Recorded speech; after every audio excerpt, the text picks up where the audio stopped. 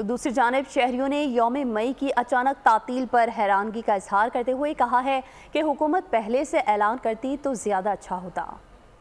मुझे तो इन्होंने छुट्टी दी कोई नहीं, अचानक से नोटिफिकेशन जारी कर दी है। आज के दौर में मैं समझता हूँ महंगाई का दौर है, मिडिल क्लास तबका है या जो आम दिहाड़ीदार तबका है उसका तो एक किस्म का लॉस हो गया है।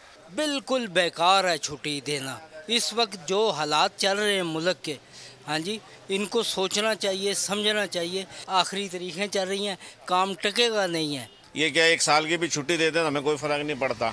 ये निज़ाम अल्लाह चला रहा, चलता रहेगा। छुट्टी होनी चाहिए। हुकूमत ने अच्छा फैसला किया जो 28 मई की छुट्टी दे दी, मगर पहले देनी चाहिए थी। चलो बंदा तैयारी कर लेता है। को 25 साल के बाद जाके याद आया कि 25 साल बाद इन्होंने छुट्टी देनी है आज, तो ये तो नहीं देनी चाहिए। और दी भी इन्होंने अचानक छुट्टी है बड़ी, और सरकारी काम इसकी वजह से रुके होते हैं। अचानक से इन्होंने फैसला किया, इसमें कोई हुकूमत का अपना ही मफाद नज़र आ रहा है, इसमें किसी का कोई मफाद नहीं है। इसको तो हम एक मजाक ही कहेंगे कि ये इन्होंने मुल्क के साथ मजाक किया है और धोखा है मुल्क के साथ। भाई जी फखर तो हैगा, लेकिन जिद्दण ये धमाका किया सी उत्थों छुट्टी शुरू होंदी, हर साल छुट्टी होंदी ताकि हर बच्चे नूं पता होंदा कि ये इस चीज़ की छुट्टी है। हुण ते अद्धियां नूं पता, अद्धियां नूं नहीं पता। बस ये है कि थोड़ा देर आए दुरुस्त आए, तो अगर गवर्नमेंट ऑफ पाकिस्तान ने जो है वो छुट्टी का ऐलान किया है तो अच्छी बात है। हम अगर डॉक्टर कदीर खान को भी थोड़ा सा हाईलाइट कर लेते तो और भी अच्छी बात हो जाती। और हम अपने तमाम इदारों के साथ ही हैं।